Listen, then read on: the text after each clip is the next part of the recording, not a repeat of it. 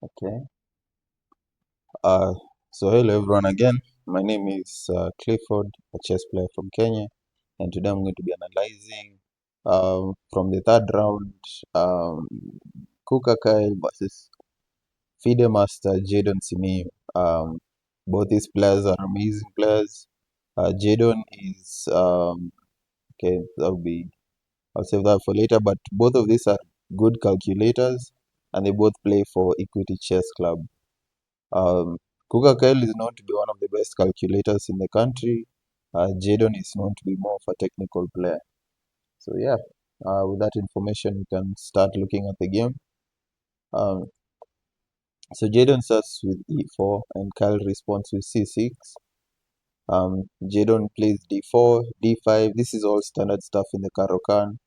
There's a possibility of playing something like d3, which I think turns into the Braille variation if black plays d5, but this is the most common setup after two moves. And then here is where now white can deviate. They can deviate into the fantasy variation. They can go into the exchange variation. They can go into takes, the pan of variation. Um, yeah, there are many lines you can consider. There's the main line, there's a two knights variation and all that. But here, Jadon chooses advanced variation. Now, the advanced variation takes up a lot of space from black, especially because of this pawn. Now, normally you'd like your knight to be able to come to f6 and then be able to play from there. But because of this pawn, you have to start kind of playing around the pawn. And because of that, there are multiple ways you can play against this pawn. One of the ways you can think of playing against this pawn is to weaken it, and you can weaken it by defend by weakening its base, right? And that's by playing a move like c5, and c5 contests this pawn. But of course, white can play something like c3, but you can see that eventually the pawn that ends up on d4 is probably going to be weak. So that is one of the ways you can play. But a way you can think about this is if you play c5, eventually you're going to have to play something like e6, just to prevent any ideas like e6 by white, in case weakening your king in some kind of lines. Let's say your bishop is out of there. So when you play c5, more than likely you're going to play e6 and you're going to cover in your bishop. That is why one of the ways to play against the advanced variation is to play bishop to f5. And bishop to f5 comes with its own nuances and ideas. There are lines like the Tal variation. There's this interesting line with g4, bishop here, pawn here, and then um, white is able to kind of confuse if you don't know your theory enough here. But like you see, the advanced variation is very theoretical. There are so many lines. But in this game, Kyle chooses to play c5, and c5 actually directly gambits this pawn. But in most lines where you give up, where you try and keep this pawn, black already can say they have 2 pawns in the center for it, and more often than not, they can always win back their pawn. So in this game, Jadon picks up the pawn, and like I said, Kyle had to play this e6 move in order to try and now contest and try and win back his pawn. And Jadon does not try to win his pawn back. He does not try to hold on to the c5 pawn, but he chooses this move a3. And the idea of a3 is that after Kyle takes his pawn, he is able to gain space with tempo, and he's able now to maybe even choose to develop his bishop here or wherever he wants to develop the bishop. Now, for Kyle, putting the bishop here is not so advisable because after knight f3 and bishop here, more than often your queen is just going to be misplaced. Because when the bishop comes here, most queen's gambit lines, you kind of want your queen to come to b6.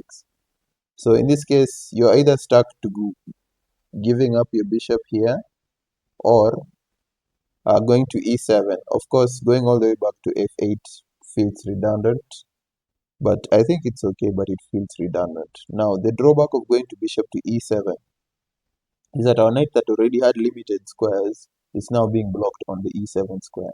You cannot go to f6, and you cannot go, well, you can go to h6, but that comes at a cost of bishop takes, pawn takes, and this weakens your pawn structure. So there are drawbacks of bishop to e7, but this is still a playable position. Jadon plays knight to f3, and Kyle plays knight to h6. Now this is an inaccuracy. I'm saying this because I've looked at the game before. Now the problem is the reason why this is an inaccuracy is exactly what just Jadon plays. It may be something that you could say is a long-term weakness or something of the sort, but it is a weakness regardless. Yes, Jadon has given up his bishop pair, but Kyle has these weak points that he has to deal with for the rest of the game. And it's not even so clear where he's going to castle, if you look at it. If he castles this side, this feels a bit airy, but maybe he can find a way to achieve that. Now, the reason I'm saying this is an inaccuracy is because I was looking at master games, and at this point there is a game by Wesley So and Ding Liren, and the idea that was it Ding or Wesley So? Ding came up with this idea that I thought was actually pretty good. If you're a Karukan player, it's an idea that maybe you should be considering. It's just playing f6 immediately. f6 immediately, contesting this pawn. Of course, if they take, you develop your knight and you have a good position, right? Because you've not developed your bishop, this pawn will never really be that weak that white can really attack it. And if they refuse to take and choose to develop this, you can still take. And again, here you can even decide to change ideas and go for bishop here. But I still think knight to f6 is fine. And this, it maintains your structure around the king. And even you could argue that in this line, after you castle, you already have like this kind of cannon structure to maybe be able to put pressure on the f7 pawn and on the f2 pawn, and this kind of gives you a position that is a bit more playable. Now, despite me saying all that, this is just like a minor inaccuracy, but the issue with moves like this is that white tends to have very easy play, and you as black, you're probably hovering, you're probably walking like is it a tight plank or something? I don't know, that thing that pirates do. So your moves are harder to play as black, and for that reason, you can see even the moves that Jadon plays, they look very simple. It's very easy for me to sit here and explain to you. He's just developing this bishop, preparing to castle. But if I start looking at the moves that Kyle is playing, all of a sudden it's like, okay, he's playing this a5 move. You can talk about he's trying to attack this pawn, but there are a lot of questions that come there. Now, the first time I was looking at this game, my first instinct was to play c3, but c3 is a blunder. And the reason is because of this pressure of the knight, of the rook here. So, for example, if you play a random move here and I take here, you actually cannot take back because of rook takes. Likewise, when you play c3 in this line, black can take here, and of course you cannot take here for the same reason. But you also cannot take here because of the bishop. After the bishop comes here with check, uh, black is able to win your rook in the corner. So, because of that reason, Jadon plays his b5 move. And I want to iterate that when I was looking at some of the master games played in this position, um, this b5 idea and c4 idea, it is very common in this line of the advanced variation. Of course, without knight to h6. These are ideas. These are the ideas that white goes for in the position. So actually, Kyle has actually provoked Jadon to play probably what he wanted to play in this case. But the problem that I'm seeing is because Kyle doesn't have a lot of good ideas and his moves are a lot harder to play. So he's probably just looking for counterplay some in whatever way he can. Now, yeah, like again, by the pawn coming here again, it's already restricting yet again another piece of Kyle. Like Kyle's knights have faced a lot of problems in this game. And yeah, Jadon again, he castles. Like all his moves, they seem so simple. Like he's not doing anything too complicated. Like for example, Kyle playing bishop to f8, it's not an easy move to explain to maybe a complete beginner, because it's like you develop your piece. This bishop, it went all the way here, it came here, and now it's going back to its starting square again. But the idea is simple. He wants to put his bishop here so that he can defend the h6 pawn, and so that when he castles, there's a bit of more shelter. But as you can see, when I'm explaining Kyle's moves, I'm using a lot of words, and when I'm explaining Jadon's moves, it's just like he's bringing his rook to add another defender to this pawn.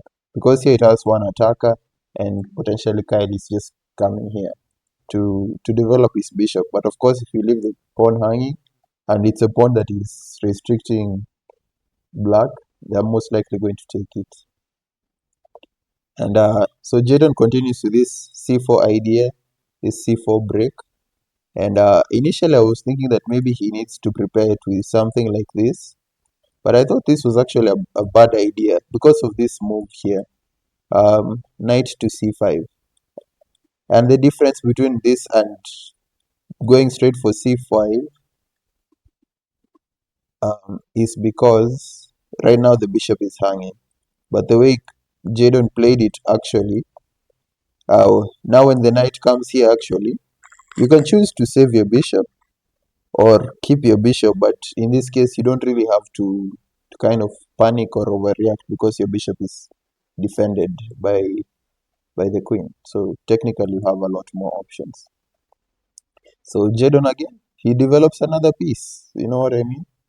And here I thought it was, though this knight is centralized and it is potentially a good knight and it can be anchored by a move like b6, it just feels like to me black doesn't have a lot of space, and probably trading could have been a good idea here.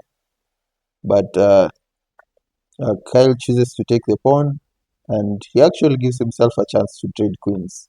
And again, if you look at this structure, because castling queenside here is probably very ridiculous right now, right? You can argue that black's king is not going to be as safe as white's king here. So I would think that trading queens is good, but the issue with trading queens that I saw is that if Kyle trades queens, Jadon brings another piece into the center again, and he's already putting a lot of pressure on this file, and maybe this is something that he wanted to avoid. So Kyle just castles, and now Jadon refuses the queen trade, and now they still have three minor pieces and all the major pieces, and one player doesn't have space.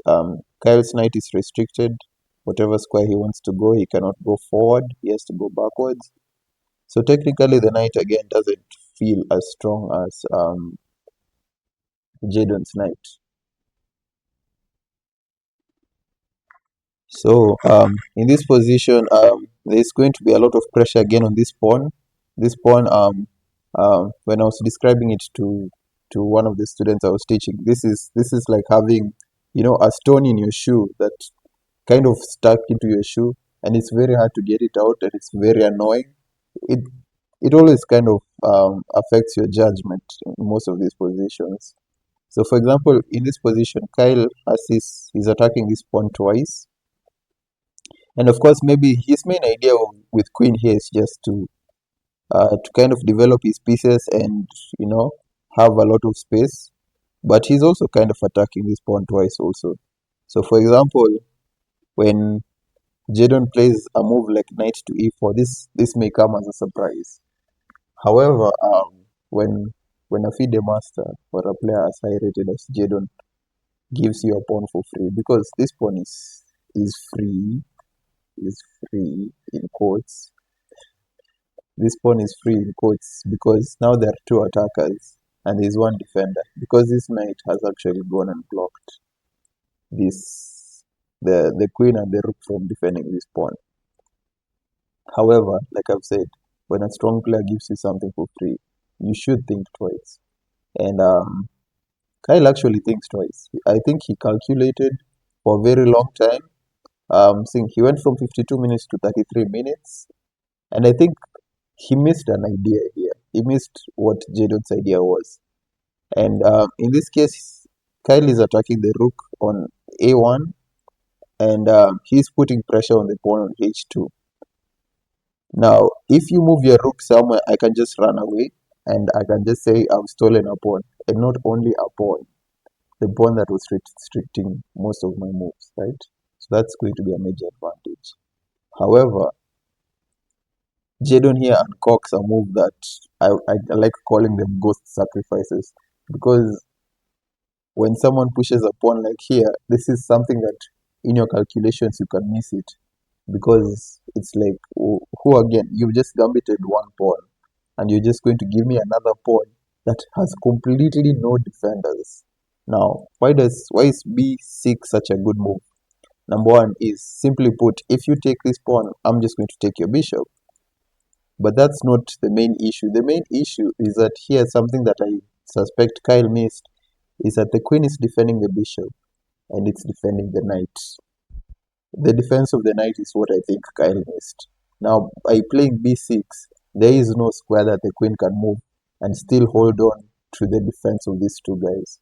So in this case, Kyle sees that he cannot save both the knight and the bishop. So he sacrifices the bishop, and this is what we call in chess a desperado. So a desperado is when you sacrifice a piece that you know you really cannot save anymore, so that maybe at least you can gain some material. So after Jadon takes back with the knight, Kyle defends his other knight, and right now after the dust has settled, uh, Jadon has an extra piece, but Kyle has an extra 2 pawns. But if you look keenly, the quality of Kyle's pawns are not as good as the quality of Jadon's pawn. Like this b3 pawn is probably worth like 1.5 pawns. And yeah, so now it's all about conversion. And there's no one who you can trust to convert such a position more than a technical player. And so here, Jadon chooses this move, queen to e3. And of course, when you're up material, you want to trade down pieces. And here, Jadon kind of forces Kyle to trade, because he's not only attacking the knight here twice, he's also attacking this h6 pawn. And in order to be able to defend this, Kyle kind of distracts the queen by trading down. And the problem with trading down is, again, you're down material, and you don't want to do that. And yeah, and Kyle's bishop has developed for the first time in this game. And the issue is, again, even though the bishop is developing, it's like Kyle has been behind in development this whole game. And right now it's probably a bit too late. Now after the queen comes with check, you could probably argue that now Kyle is probably starting to have a bit more chances with the rook coming here. But Jadon just goes with this check.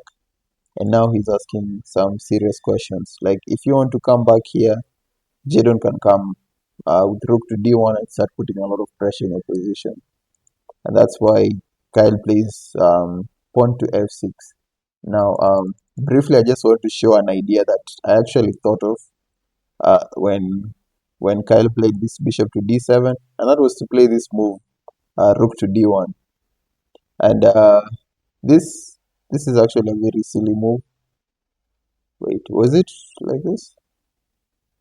Yeah, this is a plan actually, but it's actually like, if black chooses to play a silly move, you can kind of punish them with check and then check again. Now if you go for f6, actually this doesn't really work fully, but it's actually a nice idea. It actually works because this pawn is really strong.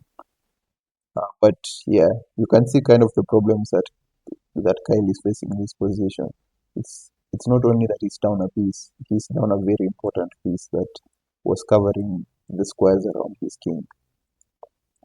And yeah, so here Kyle is just putting a lot of pressure, not only on this bishop but also on this pawn on e6. And Jadon offers a trade, but of course this trade will never be good for black, and Kyle refuses. And Jadon plays his queen to c7, and he's just putting a lot of pressure in this position. Of course, a queen trade will always favor Jadon in this position. So after trading everything, and and winning the pawn on e6 here, you can now see that the position is starting to open up, and this is now going to favor Jadon even more. So he's probably going to develop his knight eventually, and then try and win some of the pawns. And most critically is this pawn on b2. This pawn on b2 is very dangerous for you to let. So you can't play a move like rook to c3 here, because immediately I'll go for check. And if you move your king away, I'll pick up this pawn here. And if you pick up this pawn, all of a sudden you start facing problems with my b pawn. So in order to prevent that, also another idea is that if you think of blocking, I'll just bring my other rook, and you'll probably just be forced to the same predicament as last time. I'll just take, and here I might even just, yeah, I'll just take actually. And the funny thing is, I'll push here, and if you try something like this, I'll promote. Um, so here I'm just veering off into some weird lines, but you can kind of see the problems that can come with you not defending this pawn. So Kyle correctly chooses to defend this guy, and Jadon just brings his piece that was sidelined for a bit. And yeah, now Kyle chooses to attack the pawn here, and Jadon finds his nice resource to defend the pawn laterally while keeping his rook active. He can go for checks and ideas like that, which is actually really dangerous. So Kyle chooses to trade, and he chooses to activate his other rook here. And Kyle goes for check, and he goes to attack the a4 pawn. And now if you choose to be passive or something to defend this guy, I think rook b1 can come as a cold shower, because you may now lose the b3 pawn. And maybe you might say that is not such a big deal, but now converting this can start becoming a bit harder, and that's often how people blunder and make mistakes. But that is not what happens. This is Jadon we're talking about. He correctly evaluates that his b3 pawn is very strong and chooses to take that. And here Jadon plays the rook to c7, and Kyle plays rook to a1, and I think Kyle resigns here. I think there was a problem with the GT in the end. I think, yeah, but I can briefly tell you why Kyle chose to resign here. And the reason is a b3 pawn. There is no way to stop the b3 pawn. So, for example, if you say, Clifford, I can just play b here, the same idea that we had before. And the difference is that now Jadon won't move the knight away. He will just defend the knight. And it's not, if you say that's not such a big deal, it is a big deal, because Jadon's pawn is a lot faster. And you can think of ways to be tricky and all that, but I have bad news, because this is not only a check, this is checkmate. And yes, so this is the Battle of the Prodigies, and thank you for joining.